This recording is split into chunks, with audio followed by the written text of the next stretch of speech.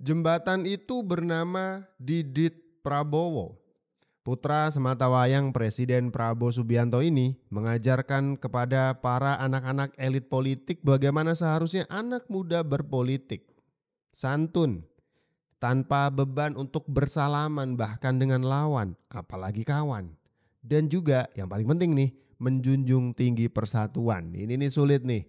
Karena sampai sekarang ada banyak sekali elit politik, ketum-ketum partai yang diajak ngobrol aja susah. Ya kan?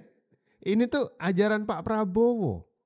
Saya nggak ngerti kok ada ya elit politik yang lebih suka ngasih pendidikan politik pecah belah. 10 tahun gak mau salaman apalagi ketemu. Tuh apa tuh? Jijik menjalin rekonsiliasi dan ogah mengutamakan persatuan negeri. Ini apa ini? Elit politik macam apa ini? Benar-benar pendidikan politik yang buruk, dan menurut saya sih yang seperti itu jangan sampai ditiru. Anak saya Didit itu sudah lama, jadi dia itu memang bersahabat dengan banyak orang dan dia bersahabat sama mereka itu. Jadi selalu kalau ada masalah politik beliau tanya, bapak saya diundang makan oleh si A, anaknya tokoh politik, gimana Pak? Boleh, kamu harus bersahabat, saya ajarin nilai saya. Didit jangan punya musuh. Cari kawan, siapapun kawan, gak ada urusan mau partai mana, gak ada. Kalau dulu bapaknya gak suka sama saya, gak apa-apa, kamu bersahabat sama orang. Jadi dia kemarin dia baik sama anaknya Anies Baswedan. Dia baik semua. Ya kan, dia kalau nggak salah yang merancang gaun pengantinnya anaknya Anies Baswedan. Iya, Didit ya? Nggak dibayar lagi. Tapi berarti ini inisiatifnya Mas Didit sendiri. Inisiatifnya, tapi dia selalu nanya saya, Pak, saya mau ke rumahnya Bu Mega. Bagus, silakan. Saya mau telepon Pinka, jadi teman dia kan, gitu. Putrinya Mbak Puan. Monggo, silakan, bagus. Saya mengatakan, ya lawan politik Bapak itu bukan musuh Bapak. Apalagi dari masalah kamu. Kamu harus baik sama semua orang. Menarik nih, karena kita sama-sama agak dibikin sedikit shock gitu ya. Tapi ini shock dalam arti baik. Karena Didit Prabowo, putra dari Pak Prabowo ini sempat silaturahmi Idul Fitrian ke rumah beberapa politisi-politisi kawakan senior. Salah satunya adalah Ibu Megawati Soekarno Putri. Waduh. Mereka yang sedang mengupayakan pertemuan Megawati Prabowo saja hingga sekarang gak ngerti itu udah ketemuan atau belum, ya kan? Ini Mas Didit inisiatif udah izin sama bapaknya untuk bisa silaturahmi. Hitung-hitung Idul Fitri, kan begitu? Gitu dong, elit politik tuh yang akur. Saya jadi ingat 2013 ketika Pak Prabowo itu mengingat-ingat perjanjian batu tulis, sebuah kesepakatan bersama dengan Megawati, itu beliau ingat sebagai sebuah peluang karena 1 tahun setelahnya di 2014 beliau ingin maju juga di Pilpres. Tapi di Idul Fitri 2013 Pak Prabowo nunggu hampir 1 jam di depan Teuku Umar, kediaman Ibu Megawati Soekarno Putri, dan tidak mendapatkan pintu masuk, tidak bisa bertemu dengan Ibu Megawati. Idul Fitri macam apa? Idul Fitri rasa politik sekali gitu kan. Beda dengan Didit Prabowo. Ini tuh bagus, ajaran dari seorang Prabowo Subianto. Mas Didit sempat sowan ke Bapak, Mas, tanggapannya seperti apa? Kemarin waktu open house di Jakarta memang beliau ini pengen mampir ke Subli. Malah keduluan.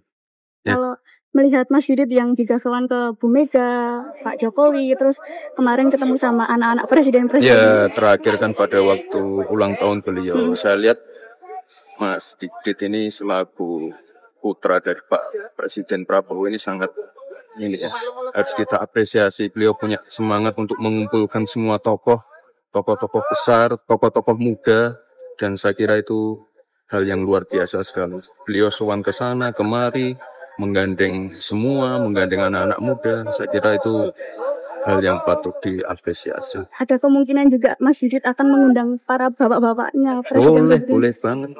Dan saya kira Mas Didit ini adalah tokoh yang bisa diterima semua pihak. Ya. Terima kasih. Tapi Pak Jokowi kemarin sudah komentar, anak-anak para mantan presiden ngumpul tuh Pak dengan anaknya Pak Presiden Prabowo, Mas Didit ya kan. Mulai dari Mbak Puan, mulai dari Mas Ilham Habibie, kemudian Mas Kaisang dan sekaligus Mas Gibran, anaknya Pak SBY, ya kan, Mas AHY itu juga datang. Oh semua dikumpulin, akur Pak. Ini kalau misalnya anak-anak yang akur gini, ini orang tuanya bisa nggak sih diketemuin gitu Pak? Pak Jokowi dengan santai menjawab, ya anaknya akur tuh bagus, tapi kalau orang tuanya belum tentu. Orang tuanya sulit, apalagi yang satu itu, yang katanya punya resep nasi goreng paling enak sedunia. Mana? Kan sulit. Pak Prabowo itu tidak pernah punya ruang dalam pikirannya untuk memikirkan permusuhan. Dan itu yang diajarkan kepada Mas Didit. Gak usah musuhan, nyari musuh gampang, nyari temen. Itu kata Pak Prabowo. Karena semenjak menjabat sebagai presiden, di benak Pak Prabowo hanya rakyat, rakyat, dan rakyat. Nggak ada istilahnya, bikin musuh, ngerjain yang itu, enggak. Sudah tidak ada lagi permusuhan-permusuhan di benak Pak Prabowo. Saya kalau dalam tahun keempat, kelima, saya menilai saya tidak mencapai apa yang saya inginkan, ya saya akan berhenti dari politik. Iya kan? Saya hanya mengabdi untuk rakyat, nggak ada apa-apa lagi. Iya kan? Saya kira saya berhak untuk istirahat, ya kan sebetulnya. Tapi kalau saya masih dipercaya dan saya punya tim yang bagus, why not? Pak Prabowo ketika menggelar pertemuan dengan para pemimpin redaksi media-media, beliau mengatakan, jika saya gagal menjalankan amanah ini menjadi presiden ke-8, beliau dengan serius berbesar hati ketika diminta untuk berhenti. Ya kan? Tidak lagi ikut kontestasi politik dan bahkan memilih untuk istirahat. Itu jika beliau dianggap tidak mampu dan gagal menjadi presiden. Di saat ada beberapa orang yang pengen jadi presiden, bahkan posisi wapres yang sudah terpilih ya kan diumumkan oleh KPU, sudah disengketakan di MK, di PHPU Pilpres ya kan, akhirnya tetap Pak Prabowo dan Mas Gibran, posisi wapresnya saja ada yang pengen ngedongkel. Ingat kan, ada yang pengen menggantikan Mas Gibran di tengah-tengah jalan katanya. Nah ini beda pandangan Pak Prabowo, beliau sudah menghibahkan dirinya untuk mengabdi kepada rakyat. Dan jika rakyat tidak puas dengan kinerjanya, dan jika rakyat tidak merasakan janji-janji yang sudah dijanjikan oleh Pak Prabowo, beliau bilang, saya akan berhenti. Saya akan istirahat saja. Di benak Pak Prabowo sekali lagi nih, gak ada urusan untuk memusuh-musuhi. Aduh, udah jauh. Beliau fokus mengabdikan dirinya, menghibahkan dirinya untuk membangun negeri ini. Untuk membuat rakyatnya menjadi makmur. Spesial, anak-anak Presiden RI kumpul rayakan ultah Didit, warganet, bikin adem. Momen spesial yang jarang terjadi hadir dalam perayaan ulang tahun ke-41 dari putra tunggal Presiden Prabowo Subianto, Didit Hedi Prasetyo, yang berlangsung pada Sabtu, 22 Maret 2025. Selain dihadiri oleh keluarga dekat, dalam perayaan ultah tersebut, anak-anak dari Presiden pertama hingga ke-8 RI berkumpul. Tampak ada putra dari Presiden pertama RI Soekarno, Guru Soekarno Putra. Kemudian putri dari Presiden kedua RI Soeharto, Titik Soeharto. Lalu putra dari Presiden ketiga RI B.J. Habibie, Ilham Akbar Habibie. Selanjutnya, ada Yeni Wahid yang merupakan putri dari Presiden keempat RI Abdurrahman Wahid. Kemudian ada putri Presiden kelima RI Megawati Soekarno Putri, Puan Maharani. Ada juga putra dari Presiden ke-6 RI Susilo Bambang Yudhoyono, AHY. Lalu tampak wakil Presiden Gibran Rakabuming dan Kaisang Pangarep yang merupakan putra dari Presiden ke-7 RI Jokowi. Terakhir, ada Didit yang merupakan putra dari Presiden ke-8 Prabowo Subianto.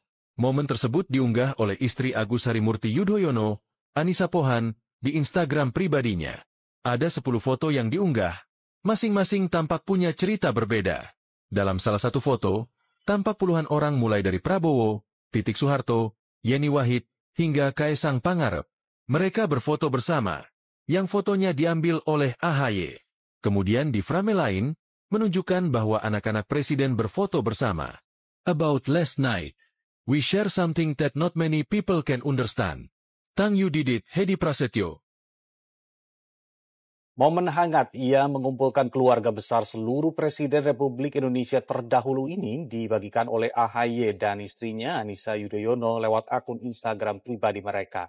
Di momen itu, anak-anak Presiden kompak berfoto bersama. Ada putra Presiden pertama Soekarno, yaitu Guru Soekarno Putra, lalu putri Presiden Soeharto, Titi Soeharto, putra Presiden B.J. Habibie, yaitu Ilham Habibie. Kemudian putri Presiden Gus Dur, Yeni Wahid, putri Presiden Megawati, Puan Maharani, lalu putra Presiden SBY Agus Harimurti Yudhoyono, hingga putra Presiden Joko Widodo, yaitu Wakil Presiden Gibran Rakabuming dan adiknya Kaesang Pangarep, serta putra Presiden ke-8 Prabowo, Didit Hadi Prasetyo. Sebagian di antaranya juga membawa serta keluarga Didit, Prabowo, dan Titi juga terlihat bersuah foto dengan seluruh tamu. Sana yang penting kekeluargaan. Menarik nih. Foto itu diambil oleh Anissa Pohan, istri dari Mas AHY. Anissa Pohan ya, bukan Anies Baswedan. Nggak ada. Dicari di situ, di foto juga nggak ada. Jangan nyari yang nggak ada ya. Ini bukan soal foto terbaik tahun ini, bahkan abad ini. Tapi ini menunjukkan bahwa Didit Prabowo atau putra tunggal dari Prabowo Subianto ini memang sosok yang negarawan, punya pemikiran yang visioner, sehingga di ulang tahunnya bisa mengumpulkan semua anak dari Presiden Indonesia. Anak Presiden ke-1 hingga anak Presiden ke-8. Salut untuk Mas Didit. Menarik nih. Di samping itu kita masih melihat ada orang-orang tua, politisi-politisi yang udah bapuk, yang diajak bersatu, sekedar salaman aja ogah. Kalau kalian milih yang mana?